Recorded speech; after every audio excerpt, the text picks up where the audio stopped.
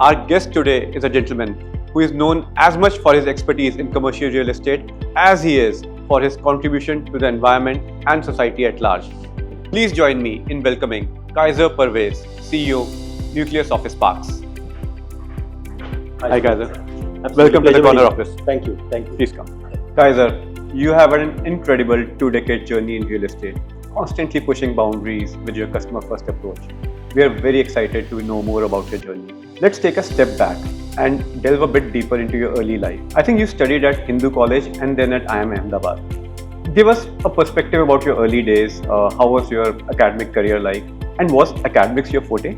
Yeah, I think that's a very interesting question, Sumit. Thank you. First of all, thank you for having me here. As an absolute material disclosure, I should mention that I was never into academics. Okay. A lot of these choices were incidental in life. You know, by completing my graduation at Hindu College and then doing my post-graduation executive education at IIM Ahmedabad, more often than not, when I reflect back at life, I realize that these are not the courses or the content of the courses which made a material change. I think the discipline it really brought back in my thinking, particularly in my education at IIM Ahmedabad, the way it promoted an attention for detail. These are the things which I think goes a long way in not just your professional life, in your personal life as well. The attention for detail, the rigor in your thought process. There are so many times during the ups and the lows of life, I've realized that there is a massive durability in terms of thinking systematically and have a structured way of thought. And all credit goes to these early educations and the very prominent institutions I have been very fortunate to be a part of. What's the decision in your career that you initially felt that was risky, but it turned out to be a great turning point for you? I think when people look to move jobs, they consider a career shift, and with a career shift, they also look at a geography shift in their careers. I was one of those very few examples who ended up doing something like a career and a geography shift almost at the same time. So when I moved back from risk management to real estate and from one city to another city, so I ended up getting into a new space, into a new city. I think in many ways was an absolute reset.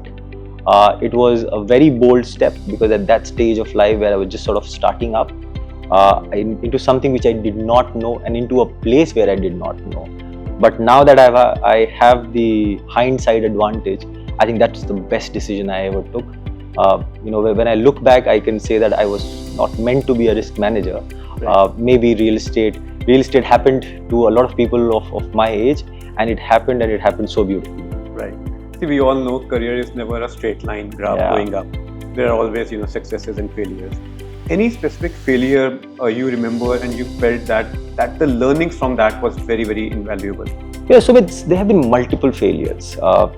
Just the other day, I was reading a story to my son, and it's a book called Beyond Limits, and it's basically a combination of stories. And one of the stories I read, and when I don't remember the name of that particular story, but it started with the whole thought which says the effort never dies, and which basically means that there is no the end, because the end stands for effort never dies. And I think that's something which I always play back to myself, that there will be opportunities, there will be situations where the outcomes will be very different from what you expect. There will be times when you will be down and out, you will be completely down and under, but the effort which you put in is something which will have more durability than you think.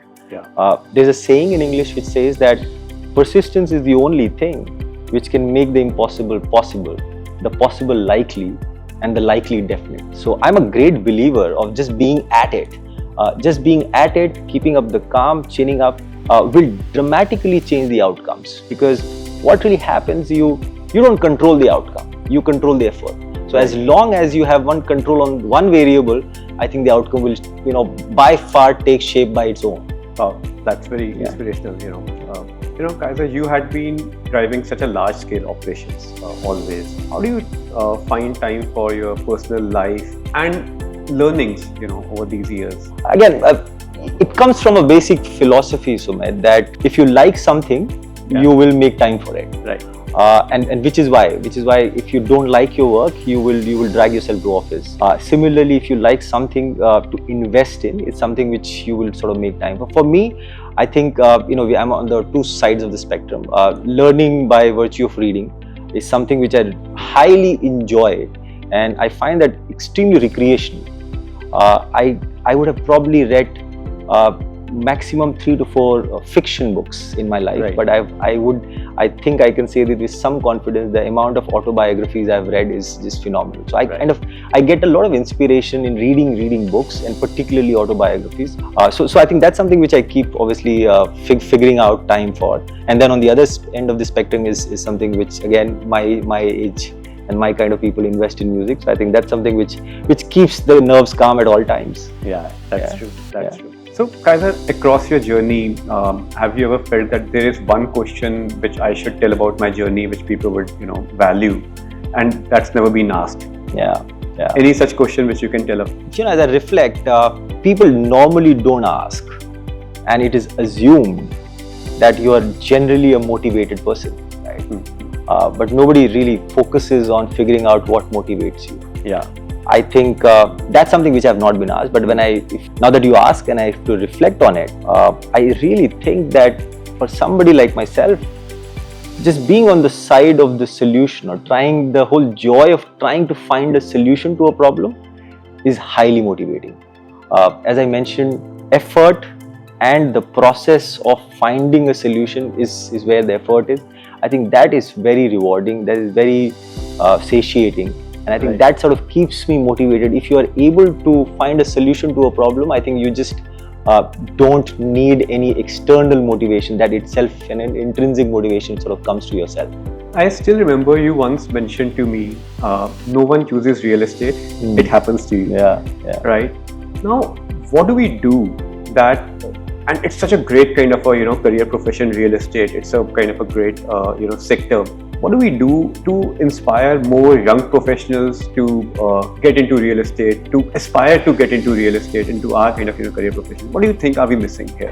Yeah, absolutely bang on. So, if you really look at it, people like us who has about 2 decades of experience, bulk of it is real estate. Majority of the people in today's real estate did not choose real estate as a conscious career choice. It just happened to majority of us.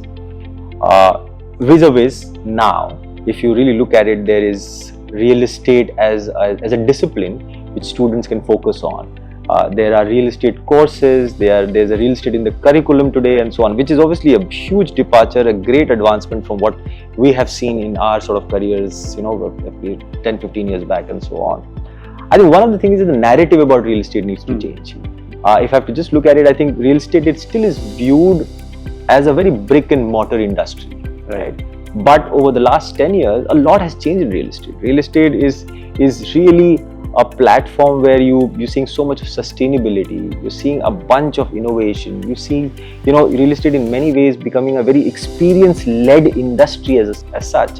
And I think that whole shift in the narrative needs to come in if you have to keep attracting this dynamic talent. Right. That's number one. Number two, I think majority of the time real estate has always been focused as an architecture design discipline.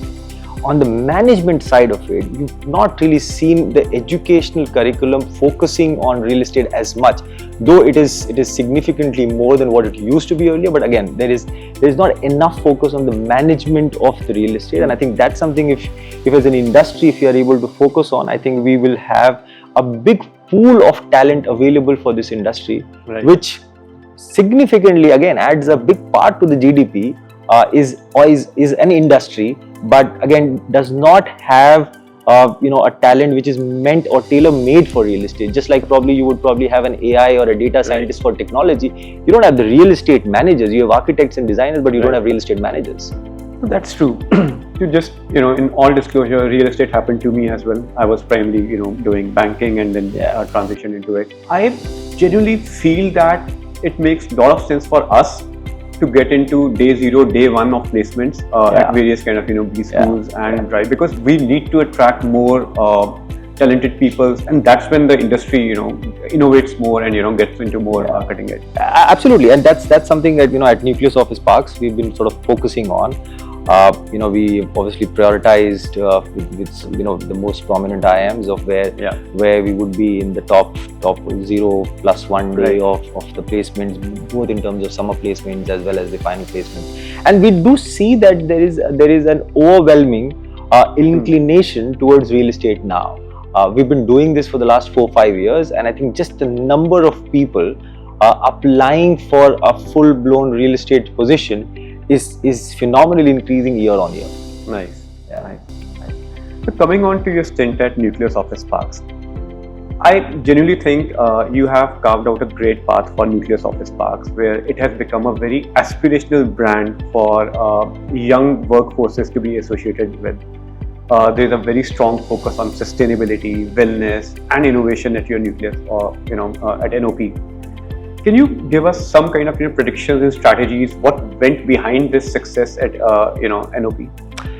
So with Nucleus Office Parks was formed roughly about 5 years back, because it's a Blackstone entity which basically operates all the fully owned Blackstone offices in the country. One of the focus for us when we were starting out was to make sure that this platform should be focused on proactive asset management. And the motto we really took was to create buildings of choices. That was not really a tagline, but that's the philosophy which we wanted to figure out. And I think when you look at buildings of choices, we said, how could we get there? Sustainability was in many ways one of the distinguishing factors we thought we could probably edge ourselves out with. And with that pursuit, I think the first year and the second year, a lot of effort went in. But today, I think we are by far the only portfolio which has approximately about 78% of a power drawn from a renewable source of energy. We are one of the largest LEED well certified portfolios globally. And one of the reasons why we wanted to do this, because we realized that these endorsements is just a testament of your effort for a long period of time. And now that the world is looking to change and to sort of really start appreciating experience-led workplaces, we wanted to be a little ahead of time. And that's one of the reasons with our very tenant-first strategy, we have been able to carve a little bit of a niche for ourselves in that whole pursuit of being a building of choice. Coming on to sustainability, I still get very inspired from one of the projects you undertook, the Green Mile initiative, to create more greener and more, pedestrian-friendly living neighborhoods. Can you give us some background how that inspiration came to you? It's one of the most, successful and iconic projects I've seen in Mumbai. Yeah, sure. Thank you. I believe, Sumit, that real estate and developers and asset managers like us have a huge responsibility on the communities where we operate in. More often than not, sustainability is a very in-building focus. Sustainability is not really has the focus on the community where or the micro market we work in, and that was one of our humble attempts to impact the community in and around we really operate in.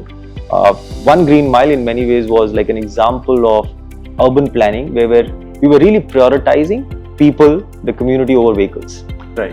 It was not really the scale of the project which kind of set it apart. It was in many ways the complexity of the project. Right. Because when we kind of started doing that, we had never imagined of how complex it would be, and largely because of the fact that there were just so many stakeholders involved. We had never imagined it to be. But I can say that again with hindsight that fortunately, unfortunately, we had sort of deeply immersed in it. So there was no way we could have thought of extricating ourselves from the situation. And then we realized that we had to go to roughly about 21 different types of approvals to really operate on a mile of a road and turn it green. Of what remains in the one Green Mile, and what I think I'm really proud of is the fact that how we have been able to create a little bit of connection between a building operator and the community which sort of lives in. And I think that collaboration, that camaraderie is still very, very much visible in that micro market. And that's something which I think is we as a firm very, very proud of. So shifting gears towards flex spaces, what do you see, as a kind of trend of flex spaces in your campuses? If I can say in future, can you predict what percentage of your whole portfolio can come under flex spaces? Yeah. The way I could look at this is that a couple of years back, a lot of developers, owners were in a little bit of a denial of how will flex spaces really change the game, or is it really the new game, right? I think the fact of the matter is that if you have to spot or say top 5 trends in the real estate industry, I think this is one, probably the first or the second trend, which is most prominent in terms of how it's sort of completely playing out.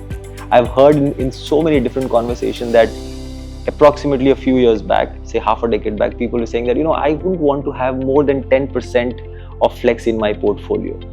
I think that upper ceiling is gone. Yeah. That upper ceiling is completely gone. Nobody's talking about the 10% ceiling or a 20% ceiling. I think people are open to look at flex as a very, very important part in the rent roll of any building, because it's not anymore that this space is not getting leased, so an operator will come or a flex office operator will come and will be able to lease this out. I think what has happened, because you have been able to get the demand on your side and the agility, the effectiveness, the efficiency which the occupiers have started appreciating the flex players for, has ipso facto led to a huge amount of reception and an acceptance by asset managers and by developers. So I think if I have to just crystal gaze into this, I don't really have a number to say that what percentage would it be, but I think the good news is that people don't really have an upper threshold anymore. Right.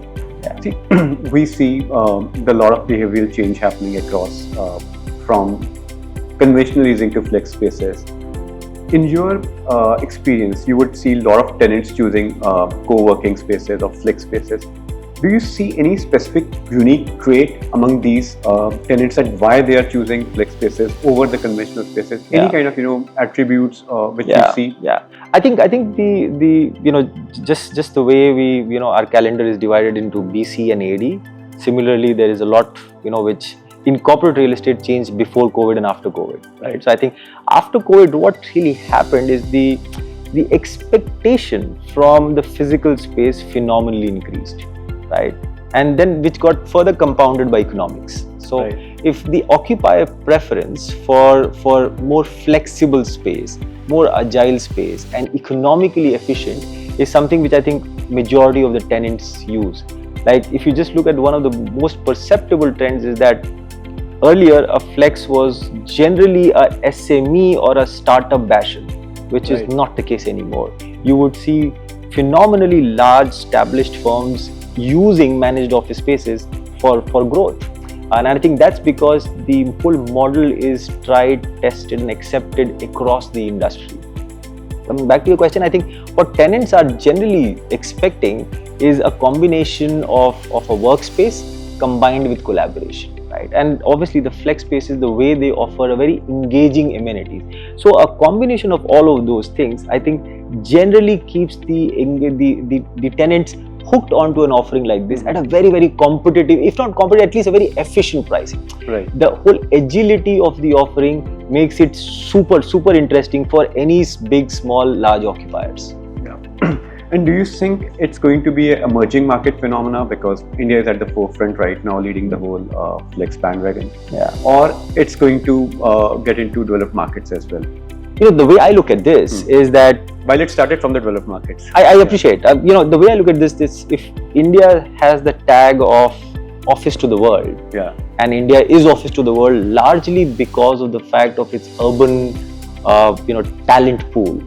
As long as there is talent, and as long as there is depth in that talent pool, and as long as the real estate and the office distinction of India continues, I think flex as a denominator in the whole contributor of commercial real estate will phenomenally increase, because there is no other way. If you are saying that more and more occupiers will come, existing occupiers will expand, there is an offering which gives you economic efficiency, there's an offering gives you agility, there's an offering gives you flexibility, I don't see a reason why flex will not expand from where it already is. One big barometer is, in fact, it's in the newspapers mentioned today, is how capital markets is responding, particularly to your IPO and a few more lined up. The whole IPO market and the buoyancy towards this sector actually reflects that how accepted the whole business model is, right? So if the whole investor group is looking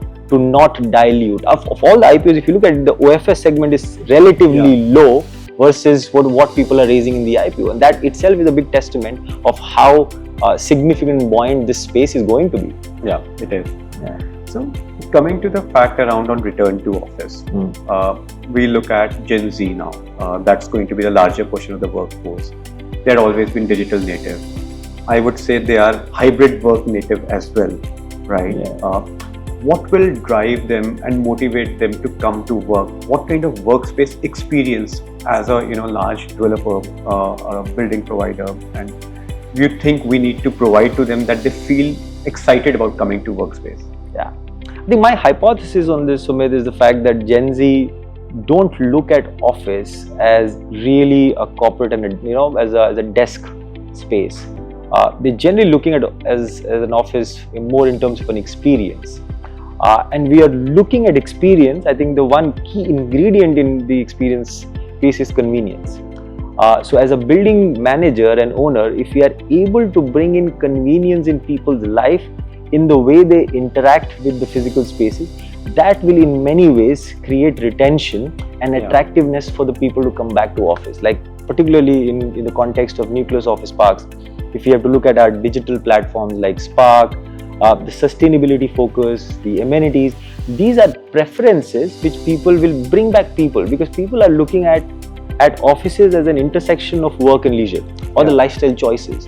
And it may not be a misnomer to say that we live in condominiums in society and they have a lot of amenities and lifestyle choices. People have similar sort of expectations, if not more, from offices also now. So the characterization of offices is also significantly changed over the years.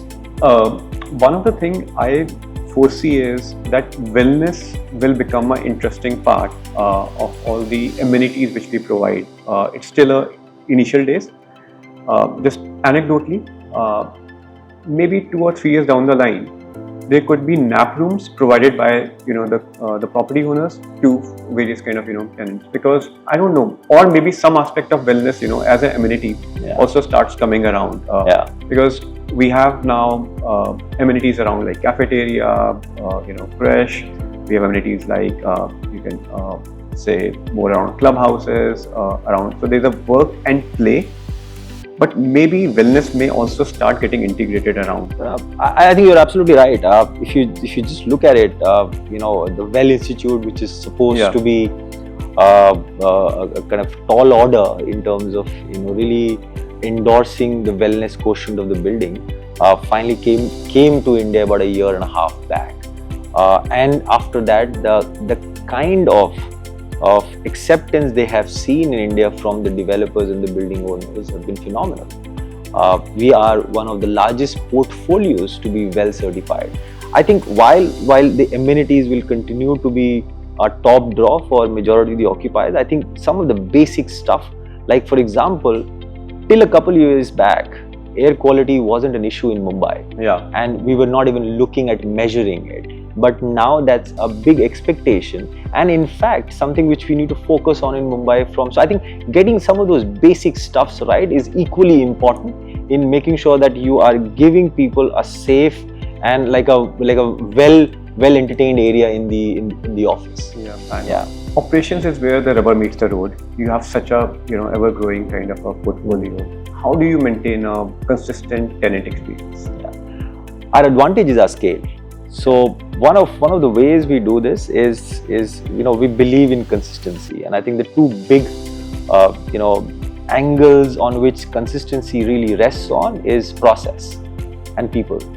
Over the years, at least I've learned that process brings predictability in outcomes.